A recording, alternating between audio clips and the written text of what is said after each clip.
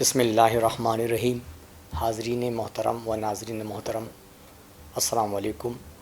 امید ہے کہ آپ رمضان المبارک کی فیوز و برکات سمیٹ رہے ہوں گے۔ گزشتہ بھی ہم نے رمضان کے فیوز و برکات کے متعلق بات کی تھی۔ اس دفعہ چونکہ آخری عشرہ قریب آ رہا ہے اور احباب کا اصرار ہے، تقاضا ہے کہ اعتکاف کے حوالے سے بات کی جائے۔ حضرات محترم، قرآن پاک میں اللہ تبارک تعالیٰ ارشاد فرماتا ہے وَلَا تُبَاشِرُوهُنَّ وَأَنْتُمْ عَاكِفُونَ فِي الْمَسَاجِدِ تِلْكَ حُدُودُ اللّہ، صدق اللہ العظیم، کہ اے لوگو، جب رمضان کا عشرہ ہو اور تم اعتکاف میں بیٹھنے لگو تو تم کو چاہیے کہ اپنے ازدواجی تعلقات منقطع کر کے مسجد میں جا کر اعتکاف کرو، یعنی مسجد میں اعتکاف کرنا ہے۔ اعتکاف کیا ہے؟ اعتکاف علماء کرام فرماتے ہیں کہ اللہ کی عبادت کی نیت سے کسی مسجد میں بیٹھ کر اس کی عبادت کو اپنے اوپر لازم کرنے کا نام اعتکاف ہے۔ تو اعتکاف جو ہے، مسجد بھی پھر مختلف مسجد، ایک ایسی مسجد ہے جس میں صرف جو ہے 5 وقت کی نماز ہوتی ہے، ایک مسجد ہے جس میں مسافر آ کے نماز پڑھ کے چلے جاتے ہیں، ایک مسجد وہ ہوتی جس میں 1 وقت نماز ہوتی، 2 وقت نہیں ہوتی، ایک مسجد وہ جس میں جمعے کی نماز ہوتی ہے۔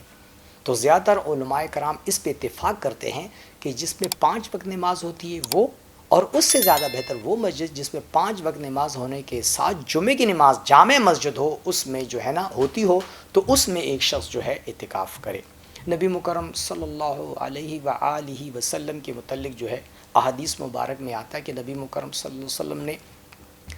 پہلے عشرے، اس کے بعد جو دوسرا عشرہ، اس میں بھی اعتکاف کیے، پورا رمضان کا بھی اعتکاف کیا۔ لیکن جو متفق علیہ احادیث مبارک سے بات ثابت ہو رہی ہے وہ یہ ہے کہ نبی مکرم صلی اللہ علیہ وسلم کا جو آخری عشرہ ہے، رمضان کا جو آخری عشرہ ہے، نبی مکرم صلی اللہ علیہ وسلم نے باقاعدہ، حضرت عائشہ صدیقہ فرماتی ہیں کہ جب آخری عشرہ آتا تھا تو نبی مکرم صلی اللہ علیہ وسلم عبادت پر کمر کس بند لیتے تھے، یعنی کمر کو باندھ لیتے تھے کہ میں نے جو ہے نا بس اس میں صرف عبادت کرنی ہے اللہ کی رضا کی خاطر، اور وہ مسجد میں جا کر بیٹھ جاتے تھے۔ تو کہنے کا مطلب ہے کہ جو آخری عشرہ ہے، یعنی 21 رمضان سے لے کر 30 یا 29 تک، یہ جو آخری عشرہ ہے رمضان کا، اس میں جو ہے نا آپ کو اعتکاف کرنا ہے۔ علماء کرام فرماتے ہیں کہ جامع مسجد ہو، یہ سب سے زیادہ بہتر ہے، اور اس کا وقت یہ ہے کہ جب 20 جو ہے روزہ گزرے تو عصر کا وقت ہو اور مغرب کا وقت، تو عصر کے بعد مغرب کے وقت سے پہلے آپ جناب جا کر بیٹھ جائیں،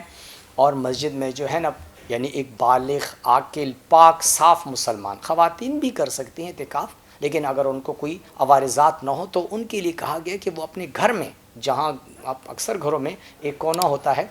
جس میں لوگ بیٹھ کر اپنی نماز عبادتیں کرتے ہیں، ایک طرف ہوتا ہے باقاعدہ جانماز بنی ہوتی ہیں، کئی گھروں میں تو لکڑی کی بنی ہوتی جانماز، ایک مسجد کی جگہ متعین کی ہوتی، وہاں وہ لوگ عبادت کرتے ہیں۔ تو خواتین کو چاہیے کہ وہ گھر میں اعتکاف کریں، اور پھر اس کے لیے خواتین کو چاہیے کہ وہ شوہر کی اجازت سے اعتکاف کرے۔ آج کل ہم دیکھتے ہیں معاشرے میں کہ خواتین محترم کی شوہر بڑی خدمت کرتا ہے، لیکن جب یہ معاملات آتے ہیں تو وہ اپنے آپ کو بڑے بزرگ اور معتبر مان لیتے ہیں اور بغیر شوہر کی اجازت سے اعتکاف کرتے ہیں۔ تو ایسا نہیں، اسلام نے شوہر کی اجازت سے اعتکاف کرنے کا کہا گیا ہے۔ اس طرح مسلمانوں کو جو مسجد میں ہیں مرد حضرات کے لیے، تو وہ کہا ہے کہ 20 جب رمضان ہو اور اس کے بعد جو ہے شام کا عصر کے بعد اور مغرب سے پہلے کا جو وقت ہے اس میں جا کر وہ بیٹھے، بالغ، عاقل، پاک، صاف مسلمانوں اور اللہ کی رضا کی خاطر جو ہے نا وہ عبادت کرے۔ لازم ہے وہاں پر آپ نماز تو پڑھتے ہیں، 5 گانا آپ نماز پڑھیں گے، وہاں پر قرآن بھی پڑھیں گے، لیکن علماء کرام فرماتے ہیں کہ یہ ایک اچھا لمحہ ہے کہ وہ صلاۃ تسبیح بھی پڑھ سکتا ہے، قرآن پاک کی باقاعدہ ایک شیڈول بنا لے 10 دن کا، جس میں 1 رکوع یا 2 رکوع باقاعدہ ترجمہ قرآن پاک کا پڑھا کرے۔ آج کل تو ماشاءاللہ الحمدللہ پاکستان کے قیام کے بعد برصغیر کا یہ خطہ جو ہے، اس میں دینی مدارس بہت کھل گئے ہیں، مختلف علماء کرام درس و تدریس دے رہے ہیں، مختلف مسلک بھی ہیں، لیکن جس مسلک کی بھی تعلق ہو اس کو چاہیے کہ معتدل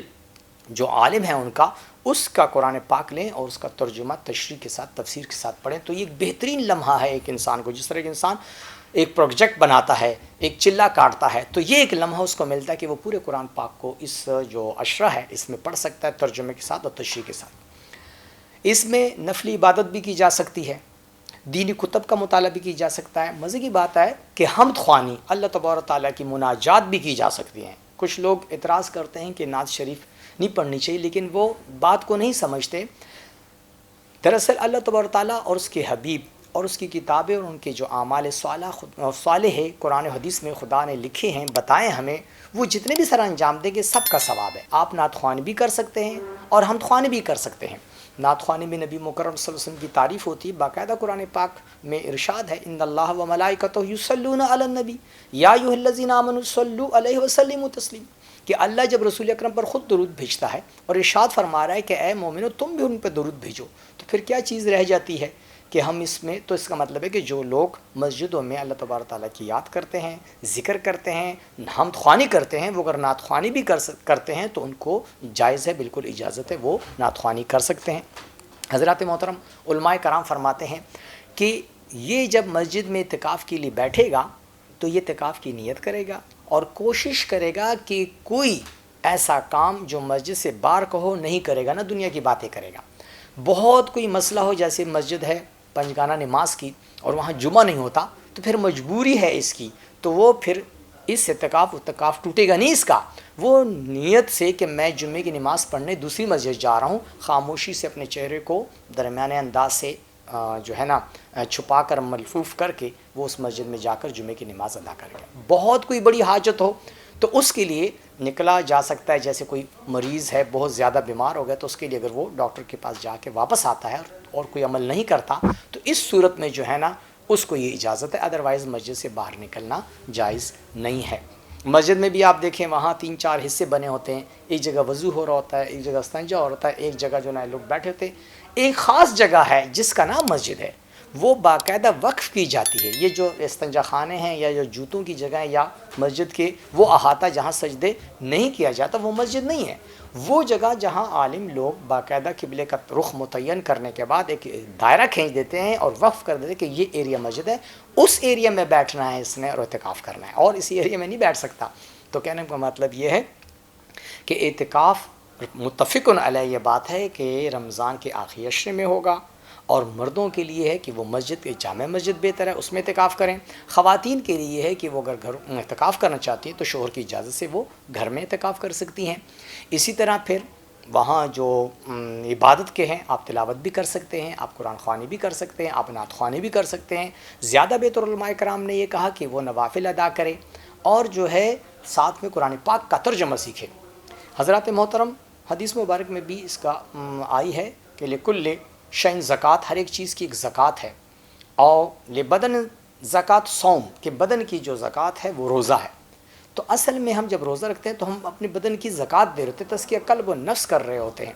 تو اس لیے یہ انسان کی تربیت کا بہت بنیادی مرحلہ اور مہینہ ہے۔